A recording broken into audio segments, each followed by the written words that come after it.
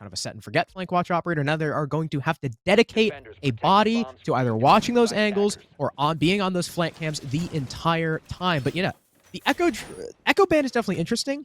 I'm wondering if maybe Eclectiq saw one-shot's use of the Echo during SI quals and we're like, hey, they're pretty damn good with that. We don't want to afford them the luxury. Or maybe it's cluing us in a little bit, on how Eclectiq like to play on the attack. Maybe that's like a sneak peek, Maybe they're very slow and methodical. They take their time through the map and just don't want that added risk of not only one-shot, being a team that plays the Echo. We know that.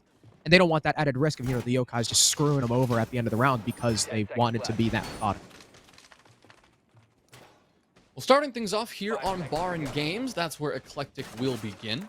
Pulling out the castle and those barricades being utilized all over this map to maintain control down below. Both long and short being covered by those castle barricades, one facing Mudroom, the other facing Dining, just hoping to maintain control of that bottom floor in case One Shot attempts to go a bit more directly. But what we can expect from a team like One Shot, from most attacking teams on this map, is a more methodical top-down approach. You're going to always want to clear out library and work your way in from above, applying as much vertical pressure as possible. And while the rest of One Shot will be doing that, Kilo, he's busy getting a little bit of a shortcut going. He'll open up that main double door, and he'll already get a pick onto Goons, who was maybe a little bit unaware that Kilo was already in that forward position and looking to take some gunfights. The rest of One Shot, they're not focused on gunfights right now. They're just focused on clearing their way through from Piano. They've worked their way all the way up, and now it's just transitioning to this library side. Yeah, and unfortunately, that's your Jaeger who usually plays upstairs, either behind Blue or over towards Chimney. I'm not quite sure if... I imagine Goons was probably over towards Chimney, and that's how Kilo was able to get the pick, because normally your Wamai is sitting behind the blue shield, and he's going to have to reposition himself to where the Jaeger had died before. Now it's Semi placed behind there as the smoke, another very default position for that operator's One Shot. Continue to clear in Storms, placing those rotations. Duke getting very lit up just from, I think, the window? From a random spray. Unfortunate positioning there, I guess, for the Aruni, as now Thermite will go ahead and breach bunker, giving One Shot that long sight line down Ivy so they can start picking away at the utility, protecting that shield. Well, Semi will still remain positioned behind this shield. 1:20 remaining, so One Shot, they still have some time to work with. Nothing they're going to get too worried about just yet. Not to mention, they are wasting these toxic smokes by applying this pressure. Semi now using those to delay the push as much as possible, but that is going to get more challenging now that Court has used that EE1D. The Lion now aggressing all the way up. Storm's joining him, and they will push all the way up and seize this control. They're not going to do it for free, though, as Kilo is taken care of. Semi using that FMG9 perfectly and claiming a kill to equalize the man count. Now Eclectiq will turn it in their favor, dropping Slippery down. He may be able to be recovered here, so nothing too much to fret if you're One Shot, but things are starting to get a little bit out of hand, and maybe One Shot just wasn't quite prepared for what they're about to walk into. There goes Duke. He'll finish off Slippery for good. Swaylin will answer, though, onto Semi, so it's an even 3v3 as the last 30 seconds approach. Though Duke is a little bit lit up, and you saw him rotate back down the basement from main. The Zofia, though, exposing himself to the inside of Bar. Haiku doesn't land the kill, tries to turn around on Sway, but doesn't nab that one either. Now it's a man advantage for One Shot, HP advantage as well, but Z holding the long angle, cuts down Storms, but can't get the second. A triple kill for Swaylin. He's tying this round together for his team, but he's got to get the plant down. There's only a second left, and he hops off of it just in time. Duke had the round at the tip of his fingers, but the Thermite took a calculated risk, and boy, did it pay off. It's a 4K for Swaylin to start off the season. Oh dear, that was a close call, though, for One Shot. Eclectiq making that one close. More than that, they held an advantage for a good part of that round. I think One Shot weren't quite to be held up, so I guess you could say frustratingly upstairs as they tried to, bridge that attack from Piano over towards Library and work their way down those staircases. And yeah, they had a lot more resistance than they may have initially thought. Eclectiq did a great job of not only running with that default setup, but throwing in a little bit of aggression when they felt it was necessary. You highlighted Duke in those last few seconds. He actually proved critical earlier, taking care of Swaylin, or it was Slippery rather, on the Yana, who was upstairs and just maybe getting complacent himself in Fireplace Hall. Duke went with the wide swing and took care of him as well. So yes, One Shot took the round, but Eclectiq Well, they came damn near close to pulling out the opening round against a very strong Challenger League team. So I'm impressed with the way things have started out for this defense. Yeah, that was good from Eclectiq. I think we can now look forward to this map instead of just writing it off as a one-shot stomp. Very well done with the recovery. The initial clear from one shot really looked like it was going to go their way, especially with the opening pick on that Jaeger. But, you know, Semi holding it down wasted a lot of time. So I think we can expect a much better round from Eclectiq, considering I doubt Goons is going to be playing as foolhardy as he was in the previous round. With him up and Eclectiq, you know, a full 5 strong, having more presence on that top floor, if they can waste even more time, then surely they'll get the next round. Surely. I mean, they were so close last time. That's what I'm saying. So. Barring games again, though, I mean, it is always a risk, right? It's always a risk to go to the same bomb site twice. Really nothing much you could say other than they're going to have to just tidy up those simple mistakes and just win like Duke was about to win that last critical fight. And Goons will? Are you kidding me? Storms is going to get slammed. He'll pre-fire the window. He had, I think, 2 players lined up, but not able to find either kill. He'll get, what, 50 HP dealt onto Goons, but Goons will whip around and just slam him. And now it's a 5 versus 4, and it's Eclectiq once again who take this early edge. And one shot now have all that utility to clear, and they don't have a Zofia to aid them in that endeavor. And Z, the long angle through library, gonna cap slip. 2 kills for Eclectiq. What happened there as well, Jonah, was funny. The Jaeger was actually castled out. He had no rotates there. So Semi rotated through Ivy, and mid tearing down the castle barricade, Goons just whipped around and fried Storm. So that was extremely well done, and I'm sure one shot we're not expecting that kind of gunplay to come out from Eclectiq. Now they trail by not only 2 men, but they're 2 entries. The most aggressive players on the roster, and a lot of destructive utility. Now, all you have to clear the shield from the smoke, perhaps even castle barricades, the bulletproof cam, actually the bulletproof cam that Duke didn't even put down, so I guess that's kind of a moot point, is the nades from Kilo. Now, while it is enough to deal with the shield, you still prefer having, you know, that added bit of budge, that added leg room with the extra utility, but they're just going to rush on in. The Wamai kind of overexposed himself on Chimney, and Semi gets caught off guard by Kilo just rushing through library because the Wamai was dead and could no longer cover that. So a little bit of overzealousness there on the defense. They thought they could run away with the advantage, but now we find ourselves even.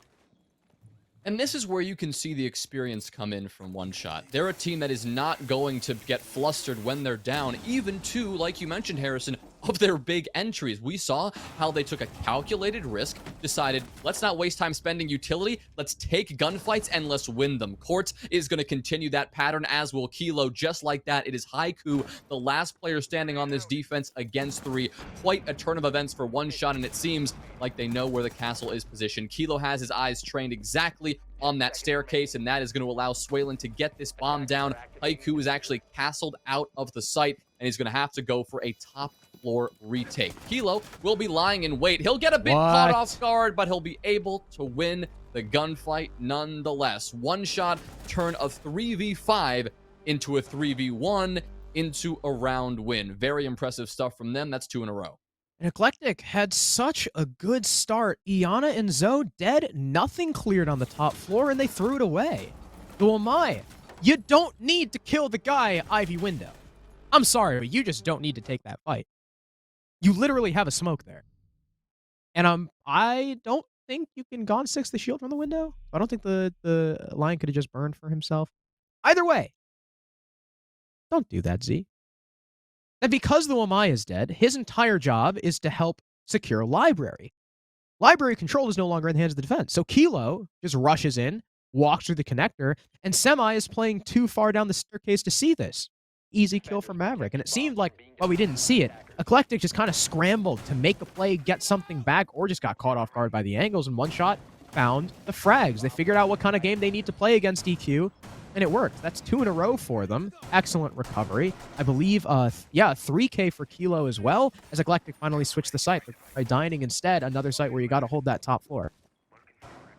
All right, and something we see a lot of more experienced teams struggle with, and sometimes they'll, complain about it, by going, oh, what is the other team doing? We've got no idea. They're running around like monkeys. Well, in that round, it actually seemed like one shot, the team with the more experience adapted a little bit of that strategy in the end, right? They took those aggressive fights. But like I said, it was calculated aggression. They knew that they were on the back foot and they had to make a bold play to recover that. On the other hand, Eclectiq, being in that 5v3, they needed to take a step back, kick their feet up and relax a bit. They needed to not take those aggressive gunfights and do their best just to play off each other. If you suspect that One Shot are going to try to get that advantage back by playing aggressive, all you've got to do is play the trade game. You've got to have a teammate in position right around the corner to swing off that contact and get the kill if you need. Unfortunately, Eclectiq took some gunfights, like you said, that they maybe should have thought twice about doing. So now, after 2 unsuccessful Baron Games defenses, they will shift things up. It's kitchen and dining next for them. Once again, it's going to hinge upon an extension. This top floor extension specifically, Duke at the helm of this, holding down Piano, hoping that he can stall out One Shot from actually making that push up towards the site as soon as possible. Curious that One Shot don't have someone posted up on the double window, because that one player could easily deny where Duke's playing, but it's actually Z with the first frag. Was that all the way? Yeah, it looked like Closet through the office wall onto the office balcony where Kilo we saw spray through the barricade earlier. He'll be the first player taken out, but it'll be Goons to run out of bathroom next. Trying to take out Storms. Unfortunately, he will be the one to meet his maker. I'm not quite sure what the play was there for the mute, because usually, you hope that the Piano guy can distract before you go for it. And it seems like Z either going for a refrag or just spammed in through the wall. Either way, Storms will claim his second victim. And now, again, what was a great start for Eclectiq, killing the Maverick first, taking off a set of nades, bleeding about a minute and a half. Well, now they're bleeding manpower. And although they'll get 1 back, it comes at the cost of 3. And now Duke's got to figure out some way to get back to the site, because Semi right now is on Trophy stairs all alone, though he will frag Quartz. Wonderful C4 and return the man count even. Yeah, nice shot from Semi, followed by a nice C4, and yes, that's going to equalize here and actually force One Shot once again to make a move. They're on the attack here, and they've got to get going into this site, and they're not going to waste any more time pushing all the way in, but that's going to cost Slippery his life. Swaylin, who now has to get this bomb down somehow, is alone, and is going to have quite a difficult time doing that. Once again, he'll stick it, hoping to see Eclectiq now move in to stop it, but they didn't. Swaylin actually could have stuck that if he chose, but it was enough to encourage Duke to drop down. So both defenders should be on this site. Yes, they are. Swaylin takes the first gunfight in kitchen, but Duke will prevail in the end. And Eclectiq, despite a rocky mid-round, they will take it, their first round of the series. Yeah, I really thought that was just going to kind of spiral out of control with the with Storms as 2 frags, but Eclectiq played the trade game really well, and I think that's something to highlight, especially with newer teams. We don't always see that kind of trade potential, but every time someone on Eclectiq died, there was someone in range for a refrag, or at least an attempted refrag, right? Goons maybe gets a little bit too over-aggressive. He dies. Z attempts the refrag, dies as well, but you still got these players upstairs fragging out. I believe it was Duke to get a kill. Haiku gets fragged out on the site. Semi gets the C4 on the Quartz. He keeps the man count contested. And because of how chaotic it was on that upstairs clear, Duke was never dealt with. And I don't know if One Shot just never knew he was there to begin with, because it was kind of the Aruni and the mute that were making a fuss, or if they just had assumed that Duke dropped down because of the low man count and because Haiku died on site, but not fully clearing that top floor, ended up losing them the round. Slippery pushed way too far in, completely ignorant of the guy on the hatch. That was a freebie for Duke. You stick Swaylin in a 1 versus 2, but he's already in the middle of the site, caught between a rock and a hard place, especially because the shield was still up by the plant wall. Well done by Eclectiq. That's the kind of firepower and zeal we like to see from a brand new, untested team. They've got a round on the defense. Remember, Jonah? Well, yes, One Shot were up 2-0, and Eclectiq could have easily won that first round had Duke just been a little bit quicker. It is Chalet defense. In theory, they only need 1 more round. Yeah, they've almost done the job they need to. I mean, every single round you get on defense is incredibly valuable. And yeah, with 1 already secured, they just have to narrow down over the next 3 rounds which bomb site is going to be the place where they can secure that round. I mean, they've been close. In the rounds they've lost, they've been close. They've even held an advantage at times. They just got to chain together a perfect round, or as we saw in the last round, maybe not even perfect, a near perfect round. And that's how they will secure wins. But shifting from kitchen, going one floor up, it's master and office this time. This is where things might get a bit dicey for them, because it's the first site that doesn't require one shot to clear through the entire map before they get there. There's no contingency plan if one shot just decide to sprint on into the site. The moment one shot see this opportunity, I suspect they'll take advantage of it. So Eclectiq need to be on their toes. They need to utilize this roam as best they can and see, if possible, catching one shot off guard, if that's the solution here. I also just realized, by the way, I thought Semi was running the extendo on Goyo. He's actually got a suppressor, which on the Vector makes it do like 19 damage a shot. So definitely an interesting decision. But Jonah, you mentioned the roam, but I don't think the roam is actually meant to contest the attackers, because look who's down there. It's Semi and Goons, the two C4 operatives. But do the defense have any intel? No, they don't. They've got nothing on site, despite the mountains of C4 presence they have underneath. The plant still goes down for free in a 5v5. Kilo taking out Haiku, the smoke, just before Swaylin completes it. And Swaylin himself, the planter, finds 2! And the round's over. One shot take round number 4. I mean, I had doubted the rush in the site just because they had those C4s underneath, but there was no info to work off of. The C4s are useless if you are in no position to use them and don't have any play to enable that. So like you said, one shot saw their opportunity, they took it, and especially with the smoke dying early like that, Eclectiq had no recourse. Yeah, I can't say I didn't warn you. I mean, they saw it. They saw that slight creak in the door and they just kicked it right on down. And that's the kind of thing that Eclectiq need to... I mentioned the word contingency plan earlier, and I think it's vital that they are prepared at every given moment. You highlighted the C4 presence, and we saw none of those C4s connect at all. Even after the plant went down, we heard 2 of those resounding explosions of those C4s being tossed. Neither did, I don't think, even a single HP's worth of damage to anyone on the attacking side. That's the kind of thing that Eclectiq have to shake off and just get that down as soon as possible, whether that's the timing, the coordination, or maybe a stronger intel game. Obviously, they don't have the Echo. That's something they banned out themselves. No Valkyrie. So we understand your intel is going to be limited. You got to use those BP cams. You've got to use those sound cues, and maybe, if you really get desperate, throw in a Maestro and deploy some Evil Eyes, because if you're going with a plant denial strategy from below, you need the intel to know when the plant is going down. And even though One Shot did a great job of, catching them off guard theoretically by jumping into the site early, there should have been some mechanism in place to identify that, to figure out where the plant was going down. It was going down in default, so nothing fancy, and having someone in place to deal with that as soon as possible. One Shot find themselves up 3-1. We're back on bar, though, where Eclectiq were very close, and there it is, a double run out! No one covering the vent doorway.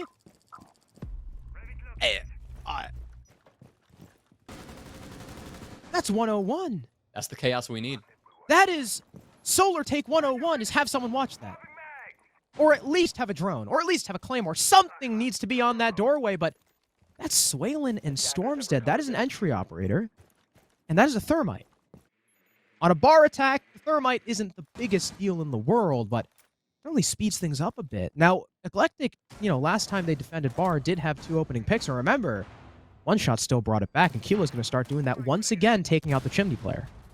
Eclectiq still have the advantage, and I pray that they realize that as soon as possible. You don't have to be taking those gunfights. Duke had no business peeking his head out down towards that main double door. Stay calm, stay patient, because One Shot, they have to force the issue. You mentioned they lack utility. They're going to slow down, and they may get desperate towards the end of this round.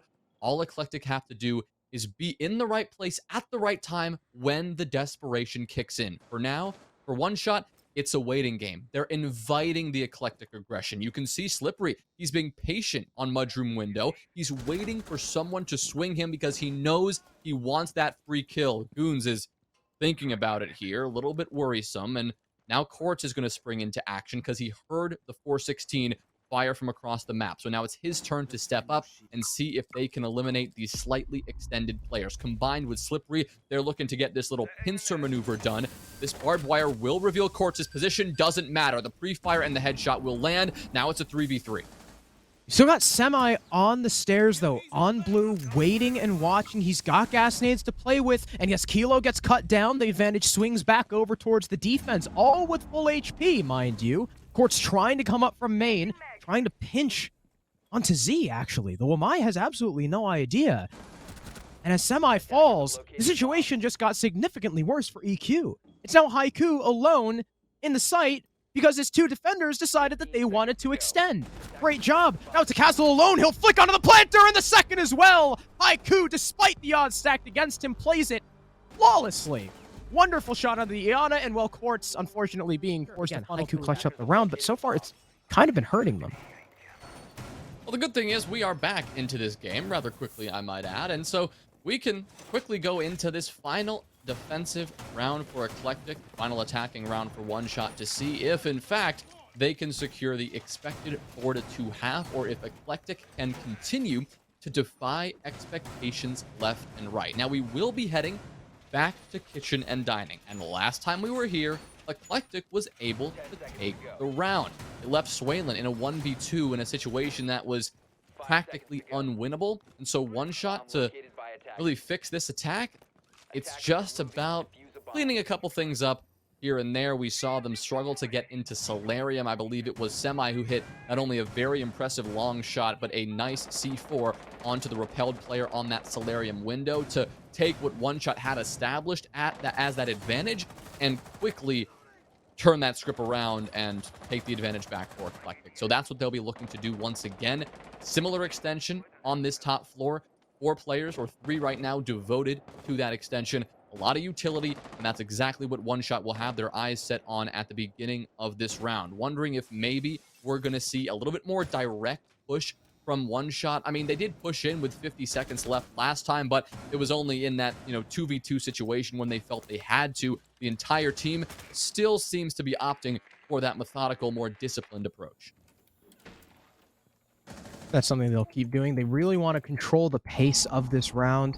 And if you, make sure that you have the map control before you start moving on, you assure that the defenders cannot shake things up and knock you off the pace that you have established by retaking anything. So I like the way One Shot's kind of handling Eclectiq right now, especially knowing that Eclectiq like to get aggressive. Even if Eclectiq have the advantage, they're not going to sit back. And One Shot have been ready for it the entire time. And that's kind of the what you typically see that slow play kind of elicit. So Sway has already opened the top wall. He'll now go and open the bottom wall. And luckily for him, you don't actually need to take fully into the top floor if you want a dining minimal take, because, I mean, there's no real reason for you to. The defenders can't really play on those vert holes without exposing themselves to the massive gaping hole in that top wall. Now, unfortunately, though, Swelling can't breach the dining wall just yet. There's a mute jammer behind it, so One Shot might now be forced to take into office just to clear that one piece of utility. Well, there's also several unknown elements at play here, Harrison. Both Semi and Goons, at least until a moment ago, were still downstairs and going for some sort of a flank.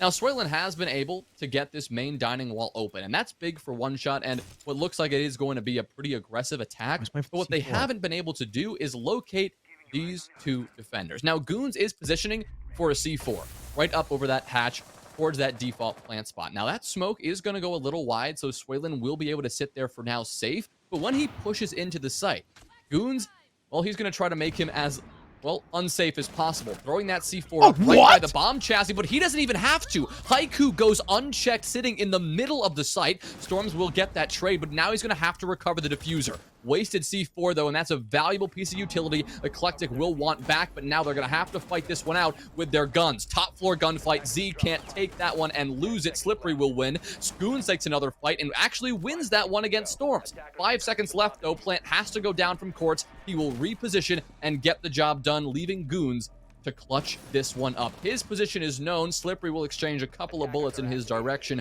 but because Goons already wasted that C4 from below, this one is going to be tough. We'll have to use that SMG-11, and Quartz is not having it. One Shot will pull out their 6th attacking round and secure that expected 4-2 half. I like the play from Eclectiq. You know, after you've already used all of your gas canisters as a smoke, you're just another gun. So Haiku figures, hey, I'll just go for a suicide play. I'll deny the first plant attempt. But it looked like there was a communication breakdown because as soon as Haiku kills that first guy, why does the C4 come up immediately after? Unless the call was simply not made or not heard, that C4 should have been saved. Additionally, with those site players dying, they didn't really need to die. Well, first of all, they didn't really need to die in the first place. They were just kind of peeking. Slippery upstairs, I mean, I got to give it to Slip. Just soloing into piano and taking out those top floor players was huge. But I got a question. Why is Semi rotating back up West Main before the C4 downstairs goes off? Because they could have just traded places. If Goons goes back up West Main, anchors with the team, tries to take the gunfight, you know, over towards the breach or just apply pressure, the safe plant spot is still behind bomb chassis, which means that C4 is still viable if somebody had just stayed downstairs. But instead, because of those site players dying, because of the upstairs players not being able to do anything, that added pressure for Semi to have to rotate up. He could not wait for the C4 to come out. So a lot of it looked like miscommunication, and again, over-aggression from Eclectiq, not being ready for One Shot to catch them. And you saw the way One Shot played as well. As soon as they knew they had the advantage, they tightened up. They stopped pushing. They played passive. Quartz goes for the plant. You know, he repositions all the way behind the shield because they know where Goons is. And you saw the way One Shot, after that plant went down, they stopped moving. Slip crossed from the breach, and that was really the only engagement we saw Goons was able to take before Quartz swung him from behind the shield. I think that's just kind of the experience playing a factor. One Shot know when to slow down, and it looks like Eclectiq really don't. Yeah, that's something we've highlighted it several times here, but rather than slowing down, I think Eclectiq, it's their turn to focus on speeding up. We're going to shift over to the attack so we can take, you know, maybe some of the lessons we've learned from this first half and apply them here, and man, that is a very smart play from Z, opening up that wall facing bar stock with that Maverick torch, and having Z there quickly to get that kill. That's really, really fantastic stuff. Storms is actually a little bit worried about that, maybe looking to take a fight over there in games, but he will back off and reposition in bar stock. But he's worried about that angle now. It's already been established on that staircase, so he doesn't feel comfortable holding that position anymore, and that could be exactly what Eclectiq need.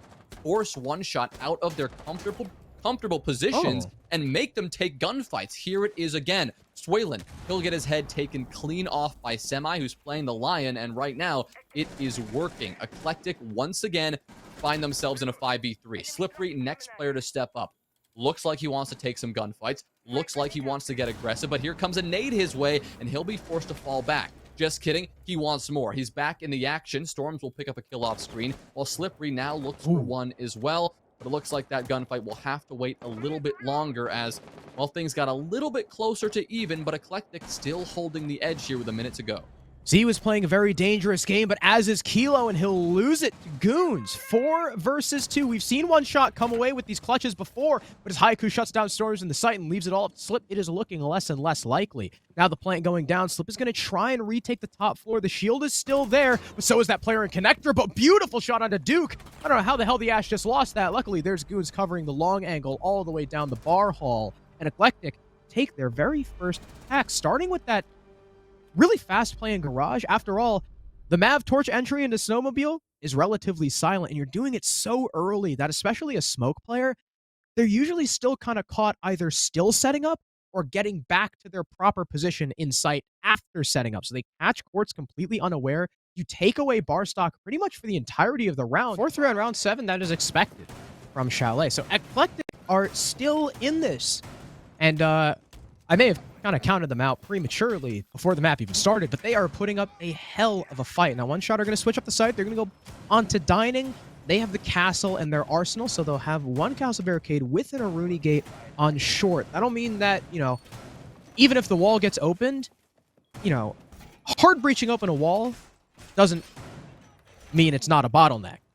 So putting that castle barricade there, especially with those footholds, is going to make it a little bit more difficult for Eclectiq to get through short and establish those angles. Of course, unless they have the Zofia still up or Beyond still up. Now, unfortunately, Semi called that there was a game crash, so we might have a This rehost. round. I The think. addition, though, is the Twitch. No Maverick in this case. Mm. Favoring the Twitch instead is an odd decision, especially because we don't have someone like a Goyo in play right now, but still a useful operator if you can get those drones in the right places, I suppose. We also have, like you said, no Maverick, no Thatcher. They actually six-picked off the Thatcher onto the Lion. So they really, really want that EE1D. I mean, again, the way Eclectiq play, the Lion probably fits right in. They look like a fast team, and Lion helps with that playstyle, keeping those defenders in place. You can help with those aggressive roam clears. So I'm curious to see if Eclectiq will go upstairs first, downstairs second, or if they just try for the full clear upstairs and then try to execute instead of just opening the wall, leaving it, and then executing downstairs. They don't have the thermite. They have the Hibana, so their hard breach is a little bit limited, and that makes me think that they've got a clear top floor, because trying to go direct off of just Hibana holes on the dining wall is pretty difficult. Well, we'll see now how they want to approach this. I mean, we just got underway, and well, all indications suggest that we are going to see that top-down clear from Eclectiq. They have wasted no time to actually get in the building, working their way up all the way into Library and clearing up towards Piano as the round gets underway. At the same time, we're going to see a little bit of pressure being applied from Goons. He'll be snaking that Twitch drone through the site as much as he can, seeing if he can deal with any utility down below, making sure that there's no, C4 lying in wait potentially for these players on the top floor as they work their way across. Now, while there may be no pre-placed C4, there still is a ton of intel. You can see it from all these bulletproof cams. Both Slippery and Kilo brought a BP into play. Quartz is also pulling out that Evil Eye, trying to maybe remedy the mistakes in the last round, and they don't want to get caught off guard by any aggression. They want to have a plethora of information at their fingertips to use, and right now, that's just going to mean they know exactly how far to sit back on this site. They know that they don't have to swing because Eclectiq are still working their way through this utility methodically, and, well, it's taken them a good while. And with the operators they have, I don't know if Eclectiq are going to have enough utility on the site to deal with all of those Evil Eyes, the shield, the bulletproof cams, because Duke is completely out. You've maybe got a Gone 6 and a single nade on Z and a Gone 6 on Semi, but again, I don't really think that's going to be enough. Storm's going to take the first engagement. Duke takes damage, but is ready for the second, and Slip, attempting to play off the contact, will go down. Goons on the F2 finds another one, a very potent weapon. You don't just play Twitch for those drones. And now Eclectiq lead by 2 men, and although Duke is lit up, so is Storm, so you really can't take that HP too much into account either. And as they leave one player upstairs watching that breach, rather 2, they might start focusing on this execute now. They know there is only one guy on site, as Kilo eats some damage thanks to that Iana, again, still watching upstairs. Z is really looking for this fight. He doesn't want to play passive. He wants to keep the pressure up, but Kilo gets a kill onto Duke. That was the low HP Zofia, but in comes Semi, locking that smoke in place. Swaylin gets blindsided. He didn't know Semi was in at all, and Z finally gets the kill onto Storms upstairs. That leaves it just Kilo, the castle, in a 1v4. Well, and we are seconds away from being all tied up as Haiku is getting this plant down, and Kilo knows he has to get a move on, but he is basically frozen in place. It doesn't need an E1D to freeze him to do that. There are players looking at him from just about everywhere. Z, a watchful eye on a potential rotation down below. The rest of this attacking team sitting by the bomb and protecting it. Now, Z will fall, but doesn't that feel all that consequential. Kilo actually just going to go and hunt for that frag, even though he knows that is going to waste valuable time, because now he's got to pull out a miracle here, finding 3 attackers in 15 seconds, and Goons won't even give Kilo a fighting chance. Eclectiq tie us up at a 4-4 scoreline here on Chalet. They're on the attacking side. They have the momentum, and One Shot have already burned that timeout. The momentum, and I didn't think I'd be saying that coming into this matchup, is firmly in the hands of this Eclectiq side. And momentum is the name of that attack too, right? Just as we said, they like to do it fast. They were in Library within, what, 30, 45 seconds? Already breaching open the hard breach on the Hibana, or from the Hibana on the office wall, completely uncontested. And the Zoe, She sees there's no one in piano. She just takes that control for free, lands a kill, and forces those defenders back inside of Master, inside of Closet, gives Z that room to breathe as he watches through the breach hole. Goons coming in, I believe it was from Maine, was able to land a kill as well. And of course, when you're up against like a 4v1 on site as a smoke, that's tough. Because not only was he busy dealing with the main breach on the dining side of things, you had Semi jumping in, getting the kill, and the smoke had no idea. Perfect timing from that Lion. Eclectiq so far on the attack, at least. Again, their defense, while their defenses were decent, they were really falling victim to their own over-aggression, over-peaking, and overextending. But here on the attack, on Chalet, sometimes that's really what you need. And their team play and coordination so far has been very impressive. You highlighted some of the things that Eclectiq have done really well throughout this game. And in that round, I think we saw one of those highlights again. We saw how they made that decision. Instead of forcing that top player out and trying to hunt for that frag, doing a little bit of quick math, saying, wait a minute, there are 2 players up, and we know 1 player's upstairs. We can focus on the site. We don't have to focus on taking out Kilo. You highlighted the play from the Lion. It was brilliant all across the board. A very smart decision from Eclectiq, knowing they had the man advantage and using it as best they could. And all they've got to do is continue that. Once again, they are quick to get into the building, and they are quick to hunt for these frags. They know the job they have to do.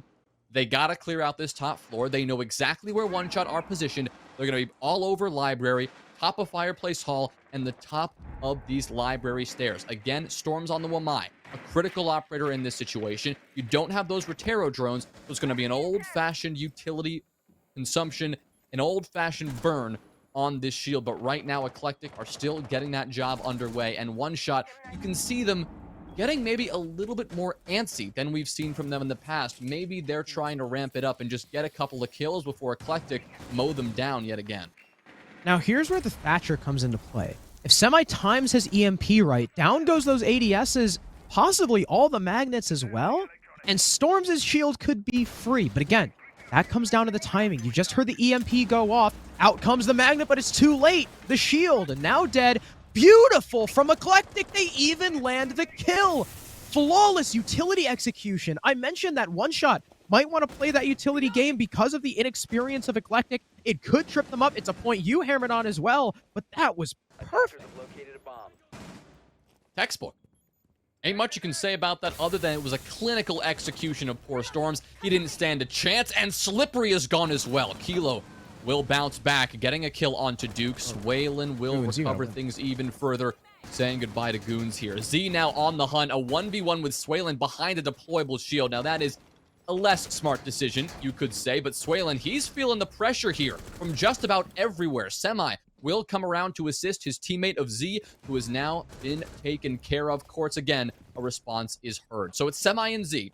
2 players remaining on this top floor, and they've got 30 seconds to work with to track down Quartz and Kilo, who've been, you know, relatively quiet since the rehost. At least Quartz has, but oh no, the Frostmath takes down Z. Does Semi want to risk this and go for the recovery, or is he just going to puddle into the site? Well, I think we've got that answer. He knows Quartz is swinging on him from bar stock. He is stuck in the Malusi Banshee, and Quartz is not going to bother to swing and capitalize. Doesn't matter, though, because Semi will end up taking that gunfight, and Quartz is lying in wait. But that round, as messy as it was won by a bear trap. All right, well, I am never praising Eclectiq again, because every time I do, they just do some dumb stuff and then lose the round. They had a one-man advantage because the second kill got traded off. They had a near-perfect utility clear. And then Goons peeks from lobby and loses that fight to Swaylin. He had the drop on the Frost and still whiffed it. Now, the duo play in from Z and Semi was, you know, that was good. But how was Quartz able to land his kill? Attackers need to locate and defuse as many Did bombs Haiku as just they can. jump into library? That's the only thing I can think of. From where Quartz was sitting? So that, questionable decision. 2, Z Also jumping in a library instead of just following his teammate. Because he was...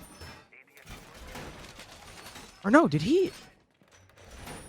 Did he go through the window, or was he trying to jump out the window to go to double? To go to games double? Did he walk into the bear trap from the inside? Because he was already inside. He was already inside. He didn't have to... It's possible he went around, but like... Or, yeah, he may have gone... I honestly hope he did, because I was really... Because Semi got the kill onto the Frost top blue, and Z was kind of stuck on Heaven. I think Z may have gone, like, out the office window and, like, up and around. That is unfortunate. But, hey, that should have been an easy Eclectiq. Wow, they choked it. Well done to one shot, though. At the end, I believe that was, yeah, Swaylin and Quartz landing most of those kills. Especially, I still can't believe Swaylin killed Goons. That was a huge kill, because if Sway dies there, Goons has main lobby control. And I mean, that round's over. So many in these last few rounds where it really feels like it could be make or break for both of these teams, yet they continue to defy expectations left and right. Eclectiq now looking to defy those expectations once again and get a couple of these opening picks and continue throwing these rounds in their advantage. That has been something they have done phenomenally so far. Even on the rounds that One Shot have able to squeak out, it seems that Eclectiq start things off strong. They'll be looking to do that again here in round number 10. We can see the intel trying to drone out and now force out Storms with a couple of nades. Storms having died that way in the last round, he'll be definitely a little bit more wary about those frags as they come around the other side of the wall, but now he'll have to be wary of a couple of bullets as well. He'll actually go for the wide swing, but unable to get that kill, but a good crossfire set up between him and Slippery will get the next. Slippery as well, we'll see the back of Z. Diana just not checking her angles and falling as a result. It'll be an even 3v3. That was an interesting push there from the attack into library, and as Goons fires away at the Malusi Banshee, well, the Jaeger whiffs all of his shots. Haiku punishes him for that, but at least Goons goes down to Kilo, who was still downstairs. We're at an even 2v2. Well, I say even, but Semi is very, very low, dangerously so, I might add. Just 1 HP. And with Haiku being the man with the case, it's going to largely be on this Thatcher to cover. And I don't really know if he's got the wherewithal, that longevity, to fight against both Quartz and Kilo. Quartz with 2 gas canisters, one of which will actually kill Semi, and Kilo with a C4. Now it's all on Haiku. He's going to try and take the prone angle, but he can't see Kilo behind the wall. The Goyo, again, playing very safe. One shot have slowed down, and Kilo's actually prepped the C4. This could be a very nice lineup if he lands it. I believe slightly over the wall, in through the doorway. Because Haiku smokes out, he's going to just try and plant shallow on the breach, and Kilo's going to start rushing up. He'll rip the C4 bait off the plant, and though Haiku avoids it, the timing is no longer on his side. The cover of the smoke will dwindle away, and he's got to take these fights raw. Another gas canister goes out. He's trapped right in the middle of it. He eats a lot of damage, and there's still those shields up because Eclectiq never did a proper clear. And as he walks in, he'll see the Goyo's feet and still lose the fight. That early smoke damage punishing him, and One Shot put themselves on map point. Yeah, Harrison, when you assess that situation and it was that 2v2, but Semi had 1 HP and there was still 3 toxic smokes and a nitro cell in the pocket of One Shot, I wholeheartedly agreed with you. It was just about over because the 1 HP player, there was no way that one of those smokes wasn't going to just barely get a tick of damage off on him. And, well, we saw that happen. One sniff. He quickly went down. Just a quick little inhale. Took one breath.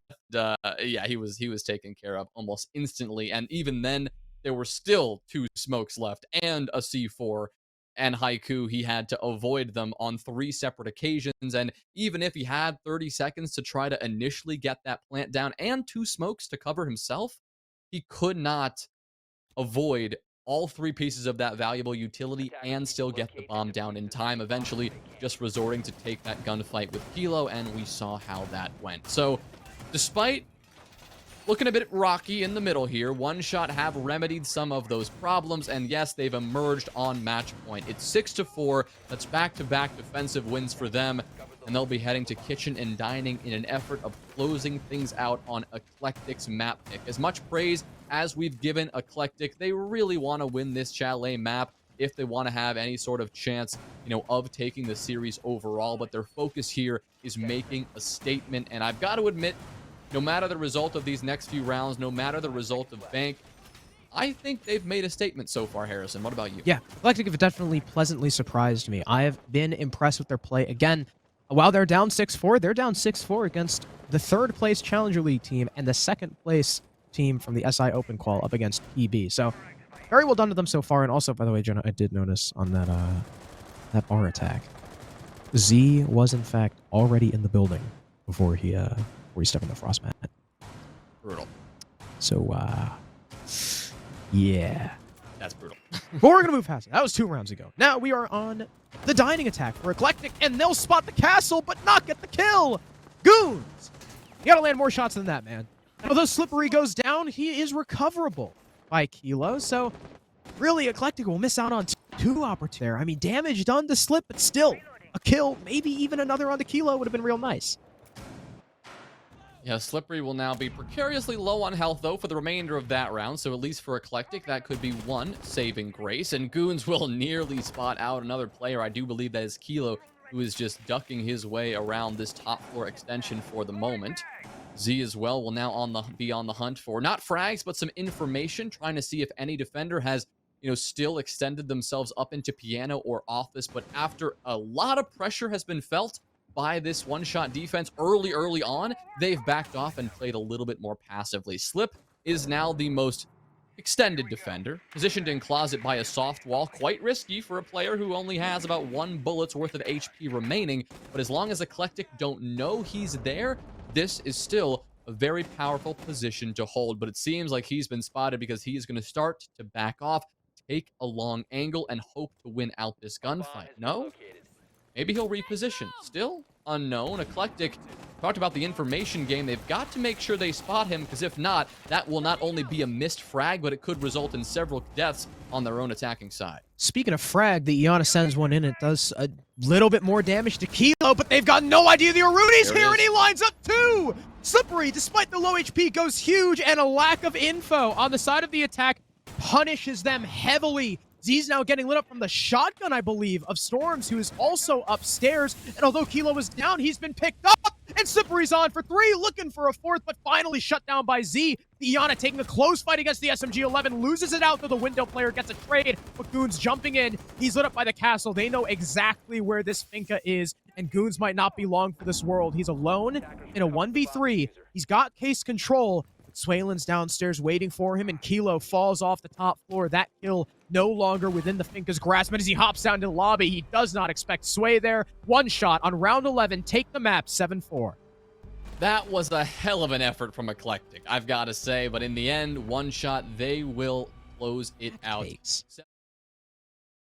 And in doing a back take, you don't actually need too many hatches open. But we're going to have a very different defense. This is something that we used to see a lot on bank. Actually, we saw it at, I remember, Invite 2020.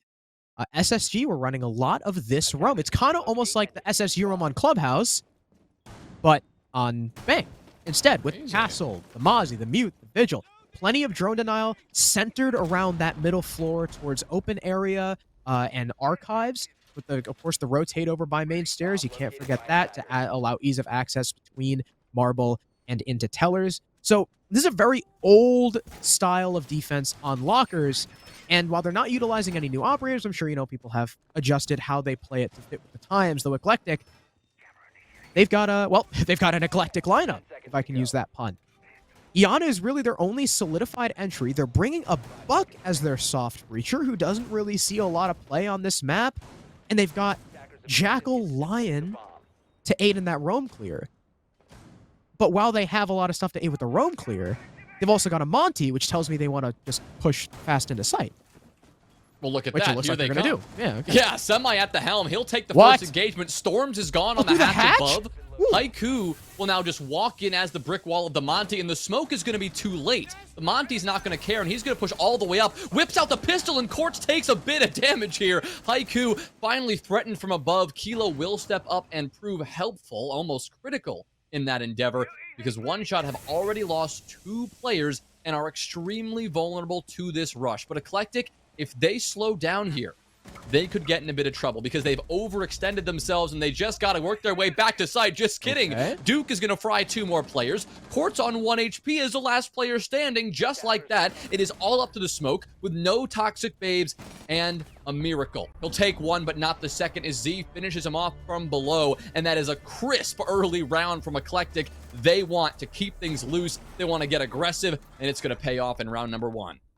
Was it like every time I say, oh, I don't know how Eclectiq are going to fare, they might not really do well this round, they just completely blow me out of the water. Yeah, we should just And then whenever I up. praise them, they start losing. I don't know what these people want from me. It's like they're fitting right into their org name. But that was, I mean, that was beautiful. That was incredible. Not only do they take a server direct with the Monty pushing in, slamming Storms off the hatch, getting 2 entry picks, but simultaneously clear square, figuring, hey, they've got the server hatch open. This is obviously what they're going to be playing for. Once we start taking server, they're going to start scrambling towards square. The roamers want to come fall back. They're either going to get shoved back down into the site, in which, we can just have a Monty stare at them. Excuse me. Or they're going to try and retake square to take, command of that hatch and just shoot Monty in the back. So they have a simultaneous square clear from Duke, and I believe it was Duke and Z, to prevent that exact thing from happening. And Duke ended up killing both of those people trying to retake. Beautiful. From Eclectiq. I mean, I couldn't have planned that better myself. And now, sure, we're going to have the same lockers defense. It's going to be one shot once it got on the SSG roam. Eclectiq with a similar operator lineup, but this time they've dropped the Iana, and now they bring a Ying. So are they going to be even faster? I mean, that's what it looks like, right? I mean, Goons saw how well that strategy worked last time, assuming that One Shot go for a similar setup and try to waste as much time as we saw before. Maybe we'll see the same thing. Yeah, it looks like Storms went for a good old run out over towards the back alley spawn, and Haiku, he's a Monty. He's got a shield, and he's only going to take, I don't know, about 30 HP worth of damage for his troubles. So the Monty will still be a factor. Storm's C4, however, will not. A piece of utility that he would certainly like back. I mean, thankfully, you still have another C4 to use. That's going to be in the Mozzie's hands. Swaylin is going to bring that one out, and, well, he may actually get into an early engagement here. You've got Duke now working his way up. I believe that's Storms sitting in paper right now. Not going to swing on the hallway because Duke has a watchful eye on that position. He will remain ready to go in case somebody swings on into the hallway itself. Swaylin upstairs also to support his teammate. The Mute Mozzie combo to deny this intel. Not only is it good at that, it's good at finding some kills as well. Swaylin quickly getting that frag onto the first, and Semi is gone as well. Kilo taking him out with the UMP, and this round has started very differently. I do think, though, Harrison, you were right in predicting that this slow game, it benefits One Shot. They're using it to their advantage right now, and while they will lose a pick back in return, so far things are going well. It's a 4v3. Yeah, Eclectiq completely switch up their push and go for a main top square pinch on the roamers upstairs, but it doesn't work out at all because it looked like they were intel starved. You talked about the Mozzie and the Mute being very good at that, and I just don't think they knew Swaylin was front desk at all, seeing as how it looked like it appeared that Goons was hitting the Shift W up spiral. So really confusing execute on those roamers from Eclectiq. They do have pings on this guy inside of Tellers, and Z will land his second kill of the round to even the man count. So it is a lot better now from Eclectiq, but things just didn't really need to start off that way if they just took their time a little bit more. Now, luckily for them, HP is on their side. Storms is very lit up, far more than Z is, and they've still got their Monty. Haiku is alive and well, pretty healthy too, and the only things that can stop him, the only things that could reasonably stop him, are those gas grenades. And if Haiku can just avoid those, they'll be sitting pretty, but he's going to drop, just action Monty his way down the hatch, pistol in hand. He'll get headshotted, but I guess Z is there for the trade. A little messy, but I guess it gets the job done. But now Z is stuck inside of Ren in a crossfire.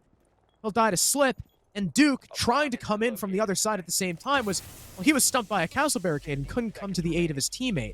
He's now in a 1 versus 2. Quartz is prone watching footholes. Slippery in his garage. And there's only 10 seconds left. This is going to be pretty much it for Duke as he starts to go through the gas. He'll choke some in, and Quartz puts him out of his misery. One shot take round number 2. Eclectiq almost had a brilliant recovery, but that down the hatch play, questionable at best. Yeah, when you get aggressive like that, you're hoping that a play can not only get a couple of kills, but completely send the defense into shambles. And as we've talked about before, One Shot are a team that no matter the adversity they're facing in any given moment, they are never going to go full flustered, confused mode. They are going to maintain their composure. And even if they lose a player along the way, they're not going to worry about forcing those kills back in their favor if they have an even man count. And what results a lot of times from those aggressive plays, even if you get a kill, again, all of a sudden you're trapped. You're advanced too far into the site and you don't have the support of a teammate. That is exactly what we saw in Z's case. Didn't have somebody right, on his shoulder supporting one of his crossfires. And what he had done was he walked into that exact thing. He walked into a crossfire being held by One Shot, and One Shot knew that. They didn't panic. They didn't try to force themselves into an engagement they knew they would have a disadvantage in. They played together. They caught Z out, and they were able to get that advantage back in their favor, forcing a 2 versus 1 and cleaning out the round as a result. So playing the slow game, forcing Eclectiq to work their way into that roam, it paid off. Yes, it wasn't a dominant round, but One Shot will take it regardless and tie us up at 1-1 overall. Now, seeing the result of that round, I wonder if Eclectiq are going to try to force that aggression almost at all costs at this point. We saw how well it worked in that first round and how troubling the results were in the second when they tried to clear out the roam in a more default way. Haiku's been playing this Monty aggressively too, and I don't really know if I agree with that. But, I mean, whatever. How he wants to play it. Eclectiq are going to start their clear all 5 from main lobby through ATM. There's no one on defense that can directly challenge them. Quartz is on his way, though, with the Vector as he now hides inside of Elevator. Interesting play from Eclectiq. A lot of times, these clears will at least have somebody over towards Marble, over towards Square, maybe even pushing the other side of the downstairs, but they're just full front on the north, and, well, they're going to get caught off guard by Kilo because there's no drones. That's kind of been a common theme for a lot of Eclectiq's attacks, even back on Chalet, is that sometimes they get really ahead of themselves, and they walk in front of the drones, they walk in blind. So that's an easy double kill for Kilo to start the round off. Z and Goons never knew what hit him.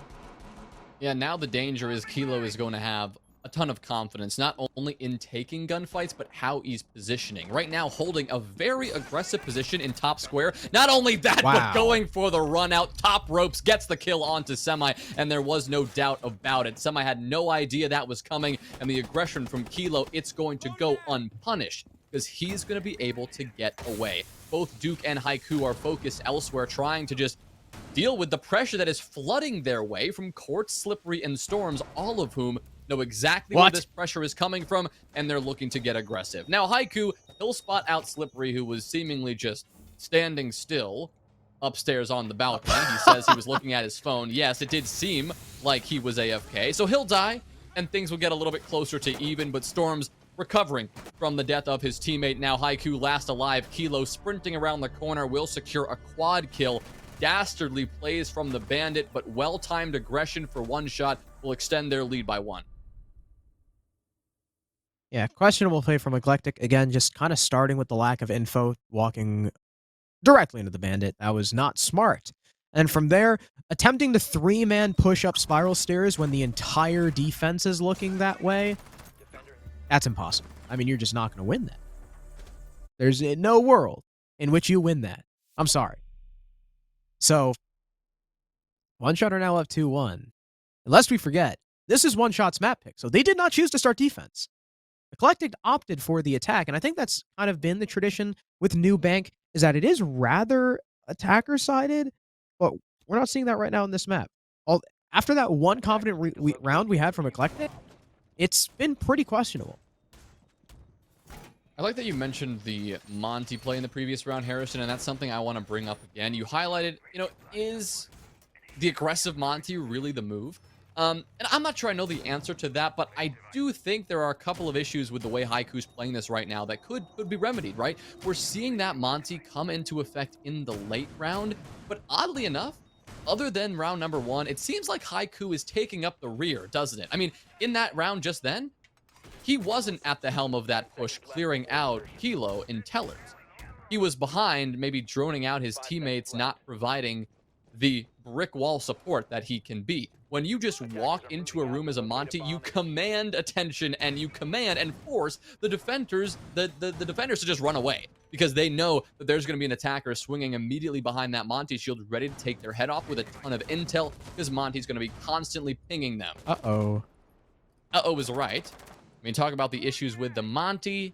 A couple of issues elsewhere, as it seems Duke is going to get team killed, possibly just trying to spray a barricade open, and the problems, well, they are only going to get worse for Eclectiq. One shot will continue the aggression. There's another kill. Semi is gone as well. And if one of these players is a Monty, that's another gun that you really wish you could have back if you're Eclectiq. It's just going to be Z and Goons, really, to do the job of the fragging from this point forward in this round. And oh dear, look at this intel that One Shot are working with as well from below. That C4 from Kilo, though, not on the mark, and it's not going to find anything just yet. Well, it's a pre-placed, waiting for the call from Slip Pulse. He sees two more bodies. Well, Slip knows exactly where every single man on the attack is. Two upstairs, one now on the window, giving his position away with the fire. But here comes one swing. Swaylin goes down. Still a 3 versus 4. Kilo is pretty significantly damaged, though. He's very low, about 1 shot's worth of HP. The alarming thing here is that it's taken about a minute and a half for Eclectiq to clear the top floor, right? And although the top floor is clear, it's kind of like, you know, now what? What do? You don't have any soft breach. You're not going to flush out any anchors. They're breaching over open because there was not only a vertical but a horizontal extension as well. And you're down a man. And one's a Monty who can't really shoot back. Tough situation right now for the attack. Yeah, there's no doubt about that. It's going to be how well they work off this Monty, and if they can use his lack of gun to an advantage. It's tough when you're in a disadvantage like this already, but somehow they're going to have to pull this one back. Goons will start things off well because Quartz is busy looking elsewhere, and well, his head will be taken right off. And just like that, we're in an even 3v3. Kilo being at so low health at this point as well. It may be a lot more even than we think. Here comes Z rounding the corner on main stairs. Kilo is finished off. Now it's a 2v3, quickly favoring Eclectiq on the attack. Storms will be wary of a push coming into Archives. Here it comes wide. It's going to be the Monty, but Z behind the Monty will be no longer for this world. Haiku actually tempting the plant here, and that will encourage both Slippery and Storms to get a move on, but Haiku will think twice. With 15 seconds left, he knows he has to make a decision, and that decision is going to be a hunt for these frags. Storms gets a miracle SMG-11 headshot onto Haiku. Goons alone in Archives. This one is going to get messy. He'll sprint through the doorway, whip out the Gone 6, but that is not going to get the job done. He will quickly fall in one shot. Although it got a bit messy in the mid-round, they will close it out and once again extend their lead. What? Why did Haiku do that? There was just no need. That was a thrown round. I'm going to say it right now. Ooh. I thought Eclectiq were done for. And then One Shot decided to give them 1v1s, whether it was lack of intel or just... Well, the first one was lack of intel. Of course, had no idea that... I think it was... that Z was there. And then... Kilo just walked up the stairs in the line of fire of the Jackal. Actually, I don't even remember. Who the hell was Iana? Goons. Sorry. Of course, didn't know Goons was there. And then Kilo walked right into the line of fire of the Jackal. It was a 3v2. Even when you lose Z like that. And it's just Haiku and Goons. That is so winnable.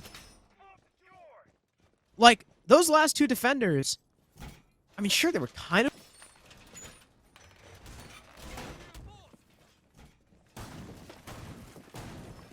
Who decides, yeah, you know what I'm going to do? I'm going to walk at this guy unshielded. I'm going to walk at this guy who has an SMG-11 and a shotgun. Two of the best close quarters weapons in the game with my shield down. Instead of waiting for my teammate. Like, and then I think he swapped too. Right before he died. Like the reason why the shield wasn't in front of him anymore, I think he swapped by accident. Huh. So that was some of the worst Monty play I have ever seen. And so far, the Monty play has not been a highlight. I mean, Eclectiq's attacks were real good on Chalet. They have looked absolutely lost here, with the exception of round number 1. I think we're at a point, though, Harrison, where Eclectiq need to think out of the box. And whether that is returning to the aggression of round number 1 or coming in with some more unique operator picks, I think both could get the job done. We're seeing Semi. He's going to pick out the Nook here, which is a bold move, to say the least. Very unique operator with not a lot of fragging potential, but with a lot of surprise potential. But guess who can surprise his attacking team as well? That's Slippery creeping down below. Looks like Z may have an idea about this after collecting that opening kill onto Kilo on the square staircase here. He knows there may be somebody lurking around in position to what would have been support his teammate. A skirmish down below will actually occur because it seems that Swaylin was perfectly aware of the Nook trying to creep her way through garage, and that play from Semi was, well, nothing but a failure. Now Slippery spotted out, just I believe his ankle exposed from above, and Z will make quick work of the Vigil as well. So despite losing the Nook on that odd play through garage, Eclectiq will maintain the advantage. So Eclectic's attack, a little bit better so far, kind of off the back of Z getting 2 kills. The rest of One Shot are on the site, and now we'll see if Eclectiq, actually execute properly this time with a one-man advantage. Now, they have plenty of time. Got a minute 12. Those hatches aren't reinforced either, so they'll go down easy to the breaching charges of Duke. Quartz also very low HP, though Storms does have a C4 he can use to try and counteract this plant. Haiku is now pushed all the way up to the doorway by his lonesome. He doesn't have any assistance as someone from Eclectiq now moves towards the marble stairs. That's Goons with his scanner out, making sure there's no utility in his way. Although Swaylin might have a couple goo mines at the ready to stop this IQ in his tracks. As Goons starts to push down, Swaylin's gonna start the swing, deal some damage to Goons. That'll force Goons to back off just for a second, but he'll start pushing down once again. Storms has the C4 ready, but can he get in? Especially with this hatch open, it's going to be dangerous as Goons loses his fight to Swaylin. The man count now even, and Haiku, the Monty, is the man with the diffuser, so he's still susceptible to the C4, but no! Storms will miss! That'll cost precious seconds, but he'll still throw it, but it goes way too wide! He thinks it's shallow on the other breach, but Haiku snuck in, and now we're in post. Z now on the coverage, Duke from above. Against a Monty in this retake One Shot, it is not looking good. They're going to have to get aggressive, and they've got to do it fast. Here's why. They're coming upstairs, and they're covering a lot of ground to hunt for these frags. Swaylin at the helm, trying to track down Duke, but he knows when he rounds this corner, it is not going to look good. Duke will take down both Storms and Swaylin, leaving a 1 HP Quartz to fend for himself below. He'll look up through that hatch in an act of desperation, but Duke will secure the triple kill and finish out the round for Eclectiq. A shame that C4 missed for One Shot, because if it had connected, we may be looking at a very different result. Oh, it would have been completely different. That C4 was supposed to be a round changer. But again, lack of intel on where the plant was going down. They thought it was on the far wall when it was in reality right behind the desk. Now Monty was able to get it down, and even if the other teammates had died, I'm sure they would have at least traded themselves out. And a post plant against a Monty is a very difficult thing to accomplish. So Eclectiq's attack, much slower. Didn't get caught off guard by those defender positions, which was something different considering the last couple rounds. Big entry by Z also enabling that. So, well done. Eclectiq seemed to have, at least in that round, fixed a couple of their issues. But now they're going to be the ones taking this timeout. The coach Koala has called it, kind of seeing what's going on with Eclectiq. And although the team has won, I definitely think it's a good time for a timeout to get this last attack, because as Bank's been fairly attacker-sided so far. So if Eclectiq don't at least tie up the half, might not be looking good for him heading onto their defense, especially, again, against a much, much more experienced team. Yeah, they very much know that, and that's why they're pulling out the timeout now. Even after, it may surprise you, they just won the round. Why take a timeout here? They really need this last round, because we know when One Shot come out on their attacking side, they are going to come out with a fervor. At least one could expect. Again, we've seen Eclectiq pull out rounds we didn't expect here and there, and that is exactly what we could be seeing, even as things shake up to One Shot on the attack. But still one more round for One Shot on the defense. One more round for Eclectiq. to make sure they can get these attacks going well. And it seems they've got a theoretical solution to the problems they've been having. No more Nook. They're going to stick with the Monty, but they're going to add a Finka into the mix. Goons returning to this operator. I believe we saw her, a couple of times on our first map of Chalet, but I do believe that is the first time we're going to see her out on Bank, and maybe that aspect is exactly what Eclectiq need. My one worry here is that I know you've got the Jackal, but sacrificing the Yana for that Finka means that the intel game could be put in jeopardy. And we know how badly Eclectiq's attacks have gone when their intel is a bit all over the place. The Jackal will assist that. You can take a look, see whose footprints have been going over which way and whatever, but that's not quite first. Like, maybe the intel you need when you're going for an execute. It's great for a roam clear, but when you're pushing into a site, it really helps to have somebody walk in, get that camera going. And the fact that Eclectiq have already lost 3 drones and we're not even 30 seconds in, now 4 drones, things, or 3 still, actually, math. Things maybe not looking the best for them. Yeah, the operator selection of the Finka, we'll see if it pays off. As one shot, the Echo was banned in the previous map. Quartz will don him on the very last defense. And Eclectiq have been taking a bit of time, and especially with how sometimes little their intel game is. What? Monty's dead. They knew he was there. There was literally a drone at Quartz's feet. Why is Haiku... You don't have anyone with you! Why are you there? You're Monty! It's okay. It's gonna be fine. They can bounce back. A nade could do it for them. Kilo, no, he'll remain alive behind the desk in main lobby. This is that aggressive position from Kilo that is quite risky, but, well, it won't work for him, but it works enough to distract his teammates, allowing them to get the kill. Now, Goons and Duke will take down Slippery, who also went for just a bold lobby play in an effort to assist Kilo, who had already been down. Bold, don't get me wrong, but it will pay off for the attack in the end. Now, Swaylen, he'll respond, though. He'll take care of Semi. It's Duke and Goons who just, again, got those 2 kills onto the aggressive play from Slippery and Kilo below. But they're on low HP. Goons only has 1 more of those Finka boosts remaining. This one is not going to be easy, considering they have dropped the diffuser in Quartz's line of sight. Again, your frustration, Harrison, I'll echo that, because not only did Haiku push all by himself, but he took the diffuser and handed it to Quartz on a silver platter. I guarantee they saw that they had the drone up there and Haiku was right there. He was like, yo, man, I have a free pick. And then died. And then Semi! Duke and Goons are downstairs, Semi! Why are you swinging into the site, man?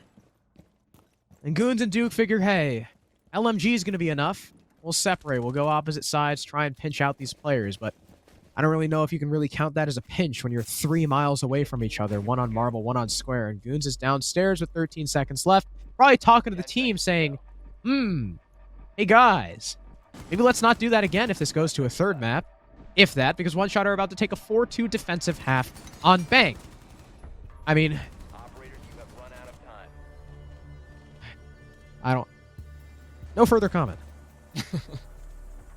Not the best round for Eclectiq. I think we can summarize your comments with that. One Shot, they played aggressive that round. They knew they had the edge from the moment Haiku threw his life away. They played like madmen, and it paid off because Eclectiq were all in shambles. You saw how disjointed they became. You highlighted Semi's play as the Lion running all the way up into the site by himself. Another one of those question marks that we will not quite have an answer for just yet. But whatever we learned from that first half, let's just throw it out the window, because both of these teams are switching sides. Maybe Eclectiq will be more composed on defense, and hell, maybe we will see a defender-sided Bank. Doubtful, but you never know. Now, on the side of One Shot, they are going to come out and continue the aggression we saw actually played in that last round, with some aggression indicated by their operator selection here. Storms is pulling out the Amaru, whatever you want to call her. She's good at getting in the building quickly And that could be One Shot's plan here. It'd actually be really funny if it goes the right way. So, 10 seconds left. One Shot are bringing a proper hard breacher, not just the hard breach charges. They've got the ace. They're bringing the sledge, which was maybe sorely missed on Eclectiq's lineup. The Eclectiq are also bringing the Mira. So, Locate a bomb and Mira is not something that One Shot played at all on their downstairs defenses, and they didn't really need to. They went 2-1 on it. Or wait, no, they went 1-2 on it. So hey, maybe the Mira could have been useful, but they wanted to play into the roam instead, which is understandable. Eclectiq want to play a little bit more heavy on site with only one roamer, maybe two. I don't know if Goons is in square or not, but Goons is all the way upstairs. They know he's here, and as such, he's going to go ahead, shoot the drone, and then immediately die, because was Storms? He wasn't repelled, right? I think he was just on the Okay, because skylight. I heard the glass break, and I think somewhere among the glass breaking sound effect, I thought I heard like the zip of the repel like being ended. I just got a little concerned for a sec. But yeah, I'm pretty sure you're right. He was just on. Yeah, I think the sound of the glass breaking came as we heard those bullets fly. He saw the player below and just dealt with him accordingly. Yes, I sure hope he wasn't repelled, because that would have been rough for Eclectiq if they lost another player from a maneuver like that. But only losing one player so far, not the end of the world, as long as they find a way to get this advantage back. Is that going to be from aggression or from passivity? I think maybe a combination of both, because we see Semi pretty aggressively extended, looking to deal with Quartz as he drops down. Not going for the swing just yet, but taking a pretty aggressive position, and I think being spotted out. Now 2 players will converge on his position, and, well, Slippery will make sure that Semi doesn't stand a chance. That's 2 rounds back-to-back where Semi bit off a little bit more than he could chew. And that means One Shot will return to an even further advantage of a 5 versus 3. Now, the remaining defenders will be on the site. Duke has since backed off of his aggressive position in square. He's going to stay downstairs in CCTV, joined by both Haiku and Z, who will be hoping to lock down this site for the next 60 seconds, but they are about to face an onslaught of One Shot, who have now opened up the hatches from above, or about to open up this latch hatch here over in open area, and it is about to get quite destructive. I guess they don't really need the hatch over CCTV open all the way. You just need that sight line down, and I'm sure that covers where the default plant is. But they're going to have to get to that plant first, and they'll have to go through Z, who is on the marble stairs. And they won't be able to do so, at least not yet. Slippery goes down, and now Storms is very aware of the hatch above him as the defender could potentially lord over it. But you still got Kilo upstairs, looking to flush out this Mira. Storms eventually gets that Wamai, who is going for the flank. Now it's a 4 versus 2, making it 3v2 as Duke finds one. There's only 12 seconds left. One Shot are now extremely pressed for time. Kilo just drops in. Haiku, easy frag for him. Even man count, 5 seconds left. Storms dies with the case, and Quartz has no info. Eclectiq take round number 7. Despite the messy roam and the good clear from One Shot in the beginning of the round, they stall out, and their execute goes completely by the wayside. Yeah, what was that execute from One Shot? It seems like execute maybe isn't the right word for it. They didn't really have a cohesive push from any position. They tried to, get this sort of web of control established around the site. They checked that box. They did that. But instead of then grouping up and pushing from a couple of key positions in an effort to play the objective, they dropped in from like 4 different positions and took a couple of 1v1 engagements, almost baiting their teammates out in a couple of engagements as well. And what that resulted in was a lack of objective focus, hunting solely for the frags, which again has its time and its place for that. And they lost almost every single engagement, allowing Eclectiq to come back from a tremendous deficit in the middle of that round, kind of flipping the script from what we've been familiar with Eclectiq getting the advantage and One Shot clawing it back. This time it was One Shot giving up the edge that they had worked so hard to secure. A stellar roam clear. A brilliant job dealing with any extended players. They didn't even stand a chance on that roam, but allowing the remaining Eclectiq defenders sitting on the site to just tear them apart. Maybe One Shot waited a bit too long. Maybe they could have executed earlier and they just waited until the last few seconds so that once Eclectiq started to frag out, there simply wasn't enough time to track them down and deal with them. I'm not exactly sure. One of those issues, I mean, there's a couple of issues, you know, that could have been the key factor why One Shot lost that round, but regardless, it was a great way to come back from Eclectiq. Yeah, I really got to question One Shot deciding, hey, there's 10 seconds left. Let's just drop the hatches. Yeah.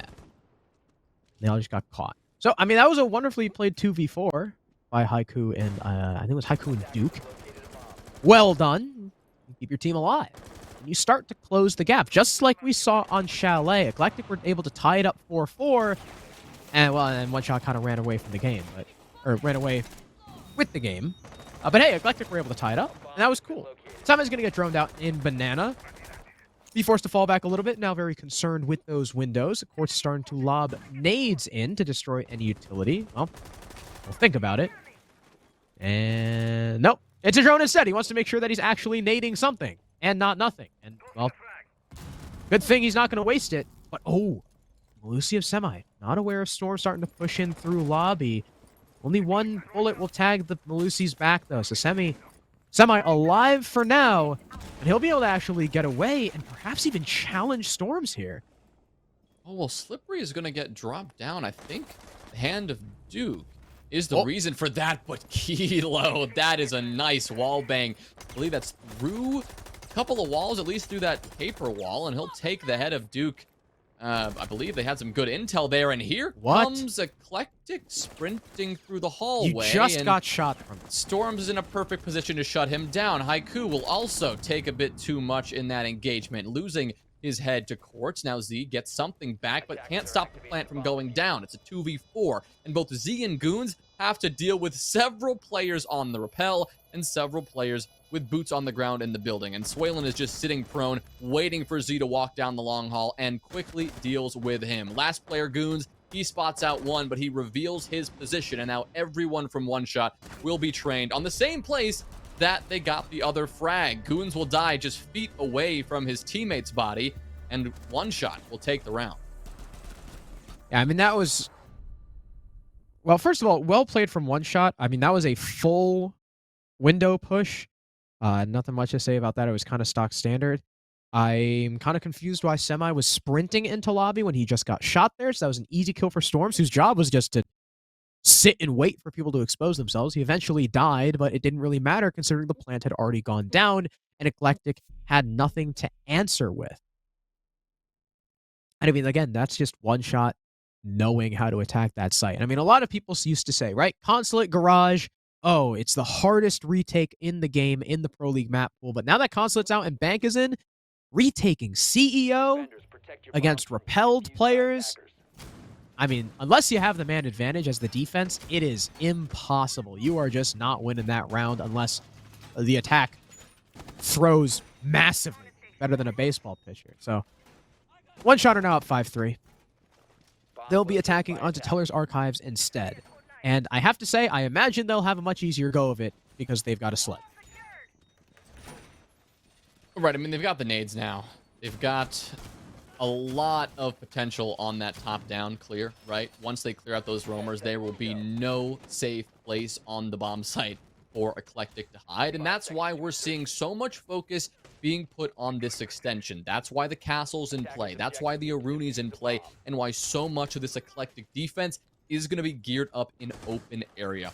Holding open area, holding kitchen, that is vital for this defense, because once that crumbles, once One Shot secure that, then there is literally no safe place for you to reside. You can't sit in square because that's a bloodbath. You can't sit in archives because of vertical pressure. Same thing goes for Tellers, which is also going to be pressured from above and also from main lobby. So the focus here from Eclectiq, it's got to be on maintaining this map control, and Semi is going to be the weapon in that endeavor. He's got that intel. He's got that pulse scanner. He's just got to be wary about not overexposing himself to a position like Square, where Quartz has already worked his way in. And unless this Pulse can, you know, find a frag himself with that C4 or assist well, never mind. Haiku's not going to be going for a C4 anytime soon.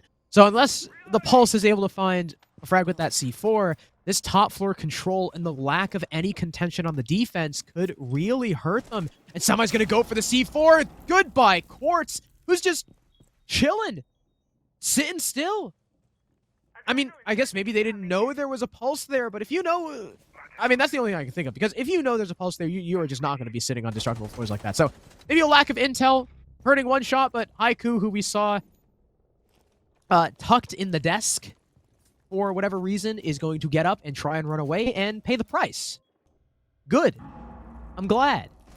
And what could have been a one-man advantage, knocking out the sledge, a very, very good pick, will be even man count. All right, we highlighted how important the sledge was, and Quartz, I don't even think he got to do any soft destruction before that kill was found. Great heads-up awareness from Semi to get that done, but now they've got to worry about a lot more. One shot shifting from that top floor are going to begin to pressure this site. Z, one of these players in the immediate line of sight from this attack, but Swaylin will pick up Semi, and Z is no help in that. Z will get aggressive and take down Slippery, who was pushing down those main stairs, but in the meantime, Goons, the castle, has also dropped to the floor. Duke will join his teammate in the DBNO state, and the final kill found onto Z there from Kilo will be enough to send, I believe that is going to be match point now for One Shot, as they stretch their lead to 2 rounds. Yeah, Semi was stuck between a rock and a hard place, especially with those floor holes and the Finka bearing down on him. But the Finka wasn't there yet. I mean, he had people to cover. One bottom marble, one in the hallway by the metal detectors, by beepers, as they say. And Semi still decided he was going to swing the teller's people, and it did not work. He got clapped. And while the Finka died, he's still down to player first, and One Shot have like 3 people barreling in towards tellers. The one anchor in archives isn't going to be able to do anything. And One Shot win the round. So, despite losing Quartz, they say, all right, we can't play vertical anymore. We might as well do a full flat take. And, well, Eclectiq gets swamped. 6-3 is now the score. One Shot on map and match point, as they had already won Chalet 7-4, and they'll have to do so on the basement, which Eclectiq did win the last time they defended it. One Shot are probably ready for how they're going to hold it. Though, you know, if Eclectiq do win this round, they got to go back to either CEO or Tellers, which they lost handedly. So, not quite sure how much it'll matter if they win this defense. Right, I mean, it may just be delaying the inevitable at this point, but as we've said a couple times, every round Eclectiq takes is another statement, is another way to say we deserve to be here because we can hang with the best of the best. One Shot, you know, being the favored team in this group and likely one of the favored teams to go pretty far in playoffs when those come around. But again, Eclectiq also looking to make a run for it as well. So here we are on match point. Eclectiq, they need 3 in a row. They need to pull out something, and it seems that a roam, an extension, and possibly some aggression is going to be their solution. You have both the Vigil and the Mozzie. A lot of information limiting focus in these roamers, and what we may see is another drop down from Goons. He will go all the way outside, top ropes, and get that kill, but he is likely not much longer for this world. He's actually got 1 HP.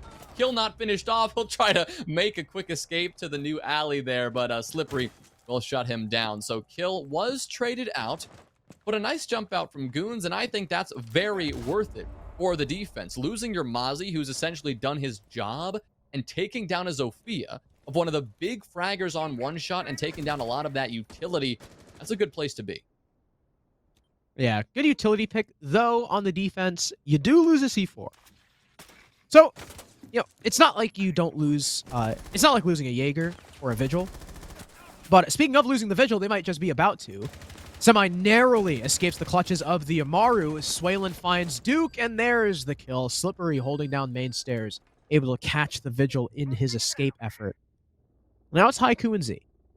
Now, last time, on this very bomb site, Haiku was part of a 2v4 clutch.